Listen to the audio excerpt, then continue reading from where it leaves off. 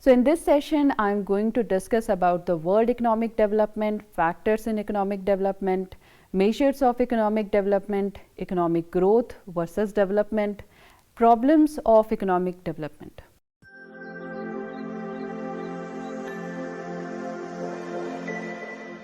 To analyze a country's economic development, geographers utilize economic indicators such as the entire worth of goods and services generated by a country in a year, which is known as the gross domestic product (GDP). The annual increase in GDP, gross national product, GDP per capita or GNP per capita is referred to as economic growth.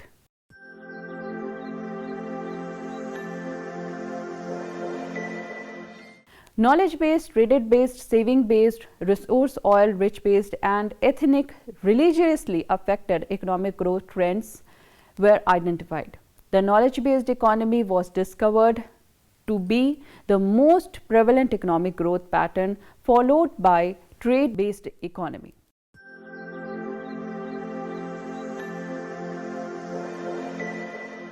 Whatever we are seeing development today is not a sudden development. It happened in stages as per Rostov economic development model. So as per Rostov, there are 5 stages of development that a country passes through. These stages are traditional society dominated by agricultural and religion, preconditions for takeoff, small progress of the middle class. Third stage is known as the takeoff stage, in which the industries are being set up in some regions. Fourth stage is known as drive to maturity, which is known as fully industrialized. And the next stage is known as a stage of mass consumption. This is also known as the self-reliance and move to automation. We will discuss later in details about the modes in the models, theories or sections. I have also described earlier about the Rostov model. The above 5 stages of Rostov is very true in the present world. Some countries like Sudan and Somalia are in the first stage, and countries like Japan and USA are in the stage 5. The reason behind this development disparity in the world can have many factors. So let me discuss about the problems in economic development. There are many problems in economic development, such as historical, demographic, environment, political, economic and technological or innovations. The first factor is historical factor. Some culture is against the materialism. For example, even today, tribal people in India did not believe in a materialistic society. Colonial loot is also a factor behind the backwardness of the country. For example, in India, it happened so. The second factor is demographic. Skilled labor required for industries, low quality of education and health, overpopulation, immigration also hindered the development progress. The third major important factor is environment. Climate change is costing huge to low-lying countries such as Indonesia. Disaster-prone areas such as the coastal areas of Orissa also lacking in development. Fourth factor is political. Political stability is needed for the development of a country. Due to political instability such as countries in Afghanistan, Sudan, Syria, development, we can say, it has stopped. Important factor is the economic factor. Low savings, low per capita income and poverty hinders capital formation and delayed economic growth. Another important factor which is very relevant in current era is innovation and technological advancement. Israel and Japan are the best example for this. Despite resource scarcity, they are now developed due to technological advancement. Israel invented drip irrigation and cheap desalination technology. Environmental factors are not able to limit the agricultural growth of Israel. Let me take you to the measurement of economic development. So as per the measures of economies, there are 2 types of tool. One is quantitative tool and another is qualitative tool. Quantitative tool is basically measurement of quantitative techniques in which we take the numerical value such as GDP, GNP and NNP, defense expenditure, innovation and technological development. Whereas in qualitative tool, we measure the qualitative aspects such as human development index, happiness index, per capita income and expenditure, per capita doctor, teacher, judges, police availability, what is the birth rate, sex ratio and death rate in the country. These comes under this category. Today, the level of development of countries is estimated by per capita income. Based on per capita income, the nature of the economic model and sectoral contribution in GDP of the countries can be divided into the following category. World economy studies, all the countries of the world are divided into two categories, developed and not developed countries. The underdeveloped countries are industrial agriculture economic, agriculture dominant economic and centralized planned economies. So, let me take you to the developed countries. There are high per capita income and expenditure, high level of living standard, high urbanization, contribution of industry and service sector in GDP is more than 90%. The large share in the world trade both in import and export. Now, let me discuss about the undeveloped countries. They are moving from agriculture sector, dominance to industries and services, poor to middle class to the higher class, very small share in the world trade.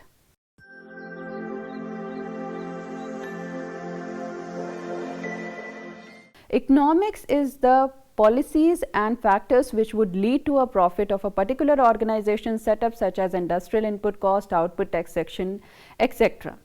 Whereas economic geography, this deals with the factors which determine why a particular industry or organizational setup is located at a certain place. It deals with the spatial location of a particular industries. Economic geography is concerned with how many interacts with the environment for economic benefits. It's a discipline which is based on the spatial pattern of the resources, man's economic activity and his interaction with the given environment. There are three major approaches. The one is empirical approach. It is based on direct observation of what man is doing at a particular place. It is not very much in air nowadays. Compared to that, the second approach is known as the functional approach. In this approach, interaction between natural resources and man is studied. It answers the question who gets what, where and how. And the third approach is the environmental deterministic approach. It states that man's economic activity has been determined by natural environment and economic level is the manifestation of physical conditioning. The theory has become obsolete due to technological advancement. Man has responded to the vagaries of nature. There are four major branches in economic geography such as agriculture geography, industrial geography, transport geography and development geography. The focus of geographers has now been shifted from exploitation of resources to geography for human welfare.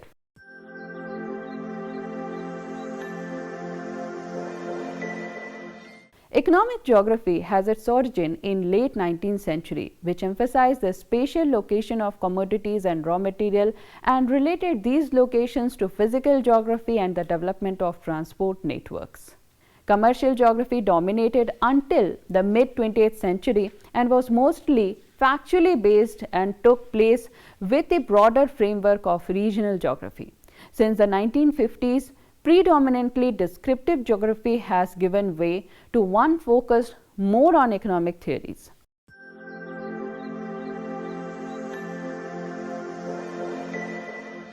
Initially, in the new emerging economies geography, these theories were mainly derived from neoclassical economies and assumed that the market system was a rational and efficient distributor of resources and wealth.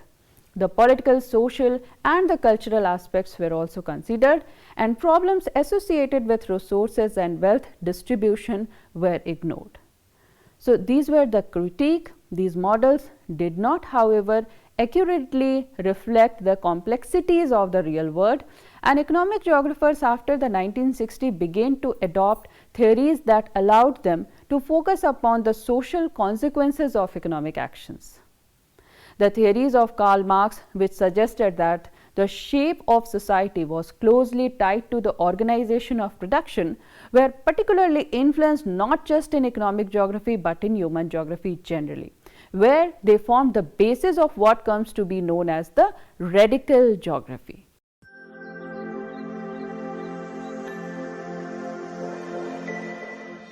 Economic relationships are not static. and with time it changes, just like the word of globalization. For example, tiger economies of Pacific Rim, Shell Oil Company in Niger Delta region in Nigeria.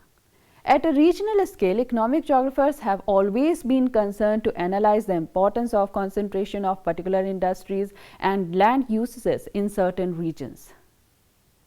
The economies of highly industrialized countries have become largely consumer based, and increasing attention is now being given by economic geographers to the pattern of consumption as well as production. Another recent theme has been the sustainability of particular economic activity. Over the past 20 years, economic geography in all its form has been more critical and varied and more concerned with detailing the uneven distribution of wealth and well-being. A broad shift in concern can be identified from the geography of resource exploitation to geography of human welfare in all parts of the world.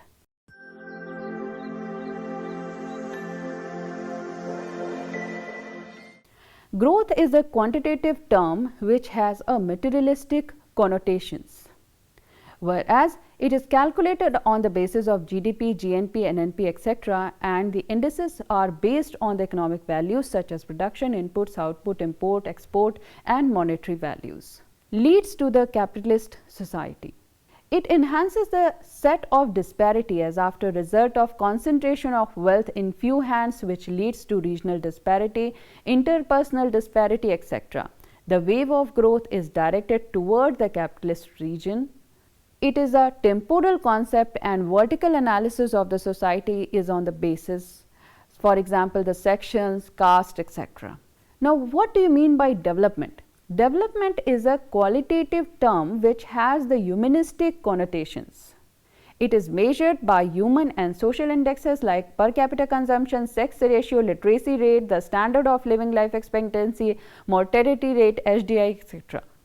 This leads to a socialistic and welfare society. It brings equilibrium over the landscape as it is based on the distributive justice. Waves of growth is directed towards the poorer region. It is a spatial concept and is based on the historical analysis. However, economic growth and development can't be segregated. One is means while the other is goal end. Without economic growth, development is not possible. Economic impulses are required to trigger development fumes. Economic growth is the prerequisite to development process, and constant growth process can only augment the ways of development over the landscape, which can mitigate the disparities. Please refer to this particular table which shows the indexes of measurement of economic development. There are three criteria. One is economic, second is demographic, and the third is social. Factors such as GDP, GNP, NNP, PCI, growth rate, balance of trade, FDI, forex, P, these are the factors of economic development, whereas indexes of measurement of demographic is population density, mortality, IMR and MMR. When it comes to social measurement, then factors such as literacy, life expectancy, dependency ratio, standard of living, per capita doctor availability and per capita teacher availability, these types of factors are considered for measurement purposes.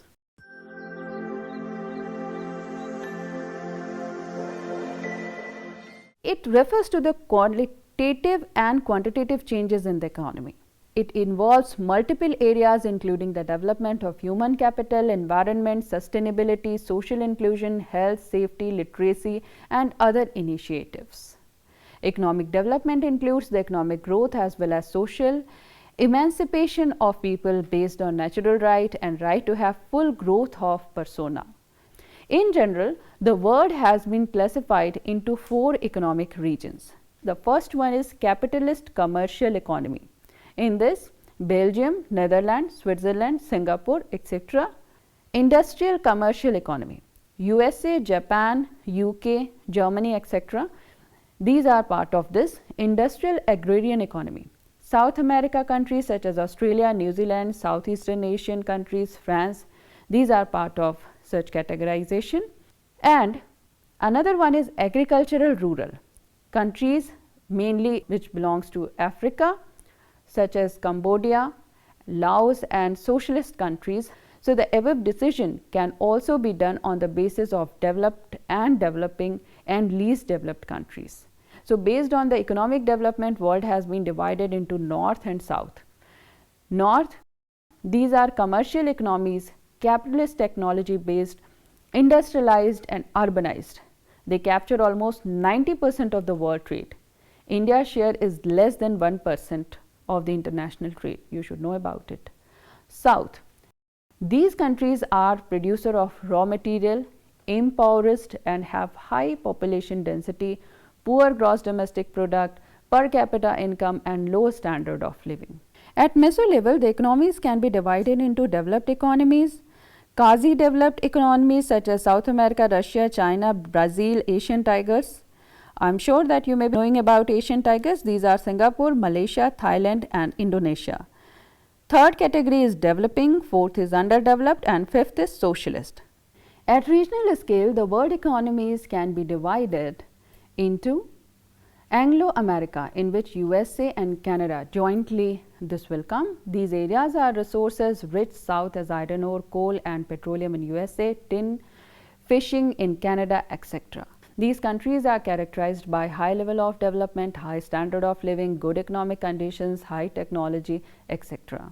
They have high demographic and social indexes such as life expectancy, sex ratios.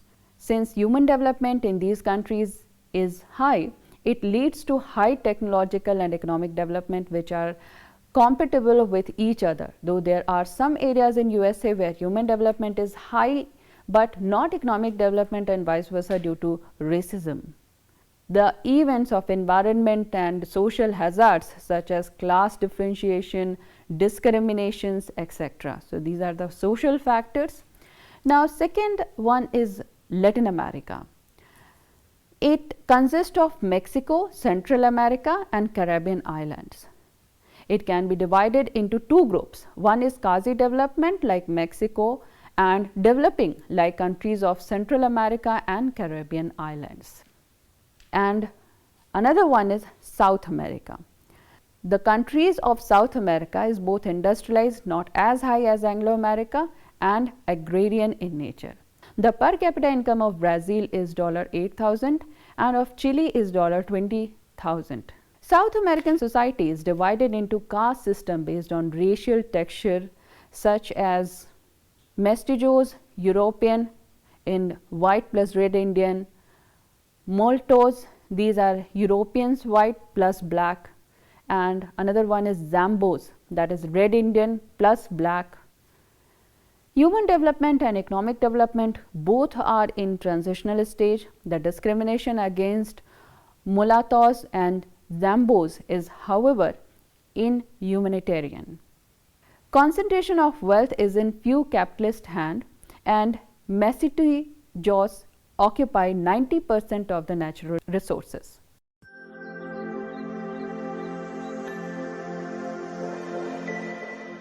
It includes Egypt, Sudan, Tunisia and Libya, which are Islamic nations. Most of these countries have petroleum, economic development is greater, but human development is lacking. The per capita income of Tunisia is $12,000, Egypt is $6,000 and Libya is $6,000. Now, let me take you to the Meso-Africa. It includes the countries of Middle Africa such as Congo, DRC, Uganda, Rwanda, Chad, Malawi, etc. These countries are marked by abundance of natural resources, but due to low technology, their exploitation is low. There is lack of industries in African countries. Eastern Africa. Now, what is the status of Eastern Africa? These include Ethiopia, Kenya and Somalia. These are one of the most poorest countries of the world. Now, let me take you to the Western Africa. The countries of Western Africa includes Guyana, Africa, Senegal, Sierra Leone, Ghana, Nigeria. These are developing in nature. They are full of natural resources but are tribal economies. And another categorization is the South Central Africa. In the South Central Africa, Zambia, Zimbabwe and Namibia, these are the countries which comes they are developing or quasi-developed countries.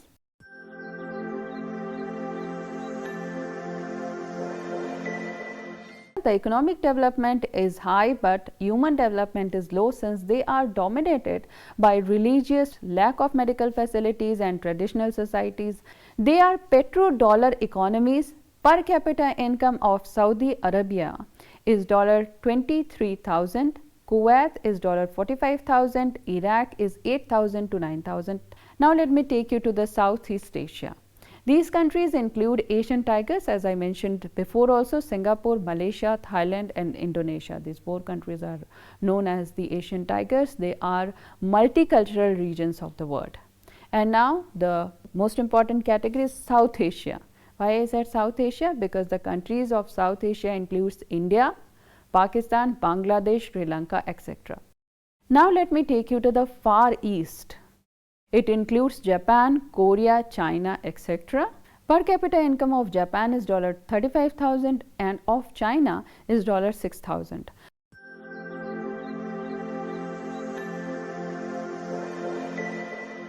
The factors which are responsible for the economic development of a given region, the physical factors in which climate, temperature, rainfall, these are the important parameters. Regions with extreme climate are underdeveloped like African nations, whereas regions with conducive climate are developed such as USA. Second is relief structure and topography. The mountainous areas are less developed than plain due to effect of relief structure and topography, soil fertility, land capability and productivity. Regions with fertile soil and high land capability will be more developed than regions lacking them. For example, prairies are more developed than sub-Sahara Africa. Third important component is drainage and hydrology. Areas with high water availability will be more developed, such as Uttarakhand is less developed due to poor hydrology. Nile Valley is more developed due to high water availability. Accessibility and location is also one among the factors. Port areas are usually developed due to high accessibility. For example, Singapore, Mumbai, these are more developed because of the high accessibility. Apart from that, natural resources plays a major important role. Areas with high natural resources is developed provided they have efficient technological system to harness them. For example, USA. And of course, demographic factor is a major measurement. It includes factors like mortality rate, sex ratio, dependency ratio, wage rate, employment rate. So these are the different factors of demographic. And now let me discuss little bit about the environmental factor. It includes factors like flood, drought, climate change, ozone depletion. For example, Odisha is less developed than Mumbai due to more events of environmental hazards. Another factor is technological factor.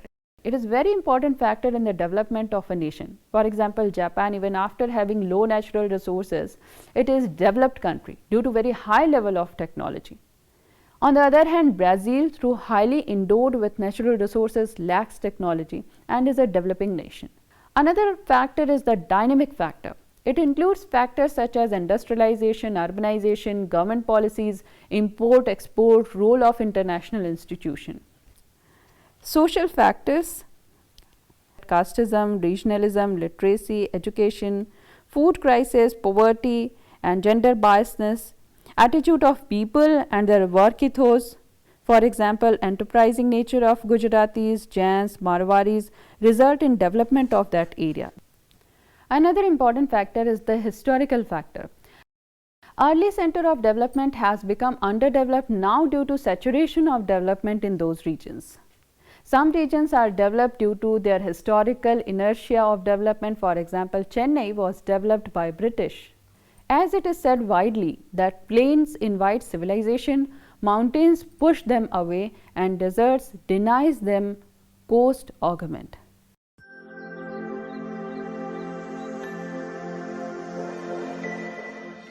So any country must have job possibility for its resident, and its government must be able to earn cash in order to provide services. Economic development, when done correctly, helps a community retain and grow job and investment. Our local governments leverage the tax base established by the development and investment to support services such as fire, senior services, park, recreation, library services, and so on.